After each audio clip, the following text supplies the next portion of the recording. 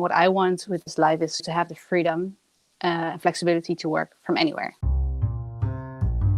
Hi, I'm Isabelle Rogol, and this is Borderline.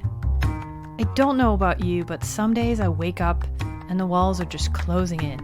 Home is not a nest, it's a cage, and I gotta get out. I'm bouncing off the walls. If there are enough days like this in a row, I've been known to pick up and move to a new country. Please don't psychoanalyze me. The only cure I know is to get on the road and see something new. I think they call it wanderlust. There's been a lot of those days this year for many of us, and getting on the road wasn't always an option. In fact, for most of us, getting on the road isn't an option even in a good year. There's bills to pay and jobs to keep and kids to take care of. But what if you could take care of all that and still be an explorer? That's the digital nomad lifestyle. And it sounds good enough to me that I've actually Googled the cost of a camping van. And wowza. But it's not the only way to do it. I talked this week with Mandy Fransz, who does just that, run her own business, keep a job and a career going while being on the road wherever she feels like being. I should say Mandy is a former LinkedIn employee like myself, and that's how we connected. She runs her own boutique consultancy, Make the Leap Digital, and helps run the Remote Workers on LinkedIn group, which is a community of more than 50,000 professionals, both current and aspiring digital nomads and remote workers who are helping each other out. Our connection was not perfect, so you may hear the occasional snag in the audio. I think that's just par for the course these days, but I've done my best in editing. Let's talk to Mandy about how she does it. Where are you calling me from today? I'm calling from the Netherlands. And that's home, right? That's where you're from. That's my home. Yeah. So you're a nomad who's at home right now. I imagine the pandemic has made it a bit difficult to be on the road. Yeah, exactly. So I'm not the only one, I imagine. I've been actually back in my home country now for almost a year. But before that, I was traveling like all over the place. Where did you go? Where have you worked from? I used to work for LinkedIn in their Dublin European headquarters. And then I quit my job in March 2018. I didn't have a solid backup plan. I just quit my job and I wanted to explore this world of remote work because I just saw that there was this whole shift going on with more and more people wanting to work remotely, wanting to have the freedom to work from anywhere. I started out in Bali. That was just for a month, just to explore what was I going to do. But it went quite fast. So within 30 days, when I was in Bali still, I got my first freelance client. As a LinkedIn consultant, actually. And that's how my business, which I now still run, Make the Leap Digital, started. Since then, I've been traveling with my business, helping clients online.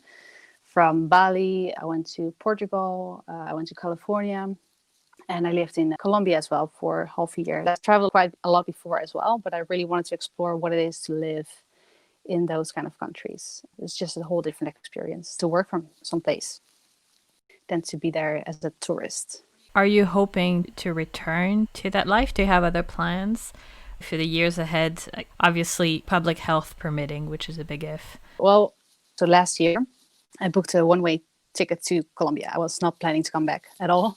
And then I met my current boyfriend in the Netherlands just 2 weeks before that trip. And that's also the reason why I decided to come back. So I had a reason to come back. Men. He actually quit his job as well and followed me to Colombia to be there with me and to figure out what we were going to do. And that turned out really well. So we're still together. We traveled together, worked together from there for a few months. And that's also one of the reasons why I went back to the Netherlands. Otherwise, I probably would have still been abroad by now. But now I'm very happy to be back with this time, especially to be around family and friends around this time.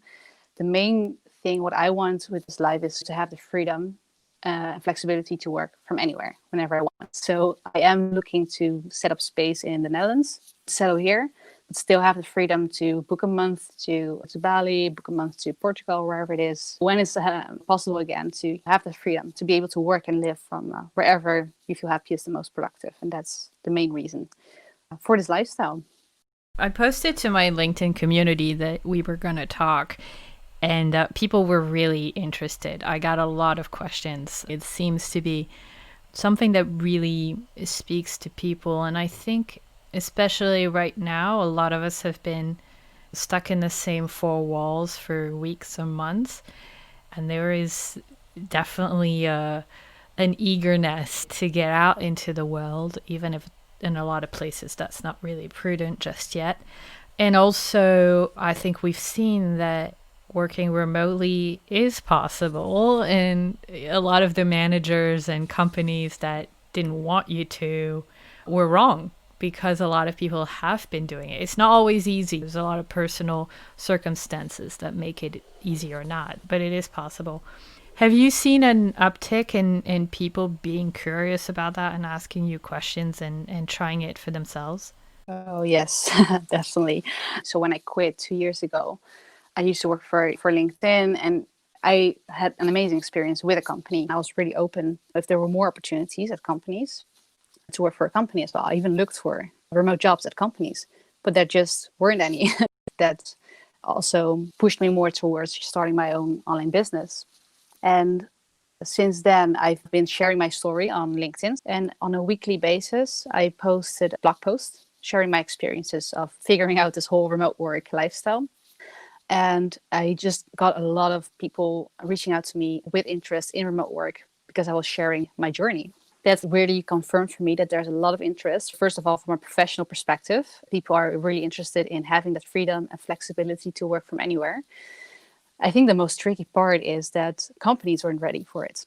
And I think now with the whole situation, kind of forced remote work, forced work from home, as I prefer to call it, it's also kind of a positive side as well, that now companies are forced to have this experience and to see what are the benefits and maybe the challenges for their employees. Yeah, we're seeing companies, and obviously it tends to start in the tech sector, but not only companies being very open about the fact that they're going to remain remote into 2021 and beyond, and give employees even the option to stay remote forever. And they're quite happy to reduce the amount that they're spending on rent as a result. Yeah, definitely. That's a big part as well. Like, I mean, there's so many benefits as well for companies: reduced real estate costs, reduced carbon footprint, employee productivity. So I got a lot of questions from the community that I'm going to put to you that are actually very concrete and very practical. People are sold on the idea, but they want to know how to do it. And the first one was from Sylvette, actually, and it was, how do I do it? How do I know if it's for me and get started? How do I know if I'm the right person to be a digital nomad? That's a good question. So you never know it until you try. But of course, you can already beforehand think about, what do you want to get out of this experience? Like, why do you want to be a digital nomad, and what do you want to get out of this experience? So what really helped me was what I like to call a 5-year remote career pyramid. So where do you see yourself in 5 years' time? If you envision your dream life at that moment in 5 years from now, where would you be working right now? Would you work for yourself, or would you work for a company? Where would you be working in terms of location? And what does success look like for you? I did this exercise that was 5 years ago, approximately today. And my 5-year goal was really to be location independent and to be an online entrepreneur and have the freedom and flexibility to work from anywhere. And that just made those jumps to get to that 5-year goal so much easier, because I knew that I wanted to eventually run my own business, for example. So now when I got the opportunity, when I got my first freelance client, I knew that that would take me faster to my 5-year goal instead of taking a job opportunity at a company, for example. For your followers, if they go to my Rise of Remote Work newsletter, there's a remote work checklist as well, if remote work is something for you. So that's really the more technical questions, such as, are you able to work in busy environments? Are you willing to work maybe in weekends or late evenings? Because if you work with a team in a different time zone, then this is something you should be more flexible towards than if you work for a company from 9 to 5, for example. So that might be a helpful checklist as well. Right, and that's obviously a lot easier when you're young and without children and with a Western passport to be able to get through a lot of borders. What are the demographics of the people that you're seeing within the digital nomad space, which is a question I got from Gianluca as well. Yeah, that's a totally valid, valid question, of course. But from my experience, working remotely, seeing all these people, but also from this group, so the remote workers on LinkedIn group, there's a lot of families and actually older people that have like families or maybe already have a longer term career and have this lifestyle as well. And actually, so I did this online survey with this group a couple of weeks ago, and there's more people that have more than 10 years of experience than shorter than that. So there's actually quite a few remote workers that have long-term experience or tend to have more families as well. And actually, I saw some remote workers that work from a van with their family throughout the country. I think it's really about, again, finding what success, what does that look like for you as a digital nomad? If that is with a family, how then can you make that work for you? So it's really personal for everyone. So with a family, you might not want to travel around every month or go to like far places like Asia or whatever. But maybe you want to stay in the US, but just have the freedom to work from a van and do that with a family. Or maybe like myself, so now I'm in my home country, but I want to have a flexibility to take holidays. So last week I was on a holiday with my family as well. Next month we were planning to go to Spain if that's possible due to the circumstances. But that's remote work as well, having a home base, but then being able to travel on the weekends or maybe a month somewhere place else. So it's really flexible. It's really, you can design your own lifestyle. You don't have to be a full-time digital nomad and traveling to different places every week or month. You can stay 1 year in a place or stay in your home base and travel from there. So yeah, again, think about a question. What does that look like for you, that successful life as a digital nomad, and really map that out.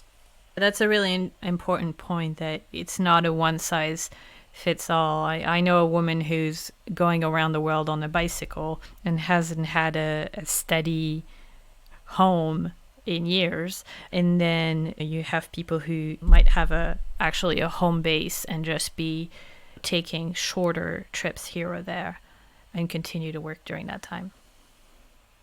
Yeah, exactly. Definitely. So for me, having experienced both, for 1.5 years, I was really a full-time digital nomad traveling here and there. But now I don't really consider myself a digital nomad anymore, more like a part-time digital nomad. I still have flexibility to work from anywhere, but I would now take it more under the umbrella of remote worker.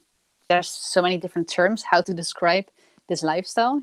So digital nomad can be one way to describe it, remote worker, location independent professional. But yes, like you said, it's really tailored to your needs. If you can make that lifestyle work, then you can design it the way you want and the way it works best for you. Yeah, and speaking as a bit of a wanderer myself, there are phases, right? I was moving around a lot and I was living in Cambodia, and then I decided to return to France, and I genuinely thought that I was done. And that lasted about 5 years. And then when I turned 30, the itch came back and I moved to Australia. And now I've been in London for 4 years, and I'm starting to get that itch again. I'm fighting it a little bit. I'm like, you're a grown woman, stop it. But I definitely understand the itch. Yeah, I feel you. I think that itch is it's something that's in you and it won't go back. Once you've seen the world, there's so many beautiful places to see in this world. I've traveled to 35 plus countries by now. I lost count. But for now, like I said, I'm happy to be where I am because of the situation. Happy to be around family, but I'm sure that itch will come back. And then I'm happy that I have the freedom to work from anywhere. Yeah, 35. Yeah. And how old are you? 29. Okay. Yeah, that's pretty good. That's more than me, actually. I don't have that many countries on my list because I feel like I keep going back to the same one. Yeah. So I've been in the US, east to west, north to south, so many times. But also I think I'm a serial monogamist when it comes to countries. So I'm the kind of nomad who moves somewhere and stays there for 2 years and really gets the lay of the land and then moves on. So as you said, many different variations of what you can do. Exactly. Yeah. And that's the interesting thing, right? Like, it's not just you're a digital nomad if you're a millennial working from Bali. That's like the typical stereotype of being a digital nomad. With a big Instagram following. Yeah. Yeah, exactly. I think that's super interesting as well because I am active both on Instagram and LinkedIn. But the LinkedIn community of remote workers is so different than the Instagram community. So, from the online survey, the majority of the group works for a company remotely. Whereas from Instagram, there's more people that started their own business, work from all these Instagram worthy places. But yeah, there's a big difference in there as well. I think there's just so many different variations. It's not just that stereotype digital nomad, but there's tons of opportunities to make it the way works for you. And yeah, glad to hear for you that you've been living in London for the past couple of years. Yeah, it's been 4 now, which is starting to be very sedentary. Yeah. But actually, that's gonna lead me to my next set of practical questions, which I got from a lot of people, Shireen, Danielle, Haley, and it's about the administrative practicalities, visas, tax, health insurance. Because the reason I'm staying in the UK right now is that if I leave, I lose my status because of Brexit and all that. And yeah, you can't just show up in a country and start working, even if you're doing your own business digitally. You can't just start working on a tourist visa. I mean, you can kind of sneakily do it if you're just on your laptop by the pool. But how does that work? Yeah, I received that question a lot as well. And again, this depends, I think, on whether you have your own business or work for a company. So for me, in terms of taxes, so I am registered in my home country and my business is as well. So I pay taxes in the Netherlands and everything is registered in the Netherlands. But if you work remote for a company, it really depends on your contract. So that's really case specific. And I know that that's one of the challenges that companies face with making the transition to remote work. How to arrange those contracts and how to do the taxes, etc. Yeah, that's definitely a topic where I would recommend people speak to accountants and immigration lawyers and do this properly, because it's gotten to such a level of complexity that it's definitely one where you want professional help. Definitely, yeah. And it's really specific per country. Definitely. As someone who's at one point was paying taxes in France, Australia, and the UK at the same time, it's not fun. But there are countries who I think are a bit friendlier to the digital nomad lifestyle. Like I was just reading, thanks to Yusuf, one of my followers, that Barbados is setting up a system that lets you come in for a year and do your thing in Barbados, which sounds lovely. Yeah, that doesn't sound so bad, actually. I got a lot of questions too about business strategies from George and Ohekoro, people who I think just assume that going remote means going freelance and starting your own business. And we saw that that wasn't the case. But if you are, and you've done that yourself, how does it work? Do you get a few steady, reliable clients? Do you just spin short-term clients? Do you set it all up before leaving? Yeah, great question. And I love that. So what really kicked off for me, what I would definitely advise for anyone starting out, is network. So both networking online and building relationships. In my co-working space in Bali, I didn't have anything set up. I didn't even know that I wanted to start a business. But I was just networking with people that I thought were interesting. And I was just talking about my skills and offering my skills as well, helping people with any questions about LinkedIn. And yeah, that gave me my first few clients. And that really helped me to kick off really networking with people and offering value as well. So I think that's what's very underestimated, the power that lies within your own network. That's probably why in your group you have a lot of people who are 10 plus years into their career, because in fact, that's a lot easier to do when you've established your skills and established your reputation a little bit, and you know more about yourself and what it is that you have to offer. Taking back to what I said earlier, thinking about that 5-year career plan is super important. And that's what I now do for myself as well. So I have this 5-year career plan in mind, but then identifying those skills that you need to get there. So for me, it was, I wanted to be an online entrepreneur. What are the skills that I needed? So it was, I still needed to learn about financial profit and loss statements. I was in a sales role, so I already learned about lead generation. but really business development. How do you start a business? Content marketing, accounting, budgeting, all those kind of things. So I did online courses, I networked with people, I attended events and workshops to really build those online skills that would help me get to my 5-year career goal. But it doesn't have to be expensive. You can maybe ask mentors in your community, in your network, people that are good in a specific skill, and to upskill in that way. So that's why, again, the relationships are very important. I kind of started without a plan in the first year. And the first year was really figuring out along the way. I had ups and downs. I didn't have a clear vision for my company itself. I was freelancing, but it was a lot of hard work as well. Back then I had multiple like longer term clients as well. But I was trading my time for money. And even though the pay was pretty good on an hourly rate, my bigger dream was to build really an online business that would give me the location independence and time freedom, more passive income, building passive income streams. And that's really what I've been working on in the past year. So last year, I hired an online business coach to really transform my freelancing business in a real online business. So now I've been working on digital products on my website. I published an ebook, for example, that I sell on my website. I do online masterclasses that I record and can sell online as well, and really scale more to now. I'm planning to launch an online course soon and a group program. Really think more about building an online business more in a bigger sense than just freelancers. If that's your goal, then that's something you need to work towards too, and with small steps. Start out with freelancing, gain skills in the beginning, and then slowly build it up from there.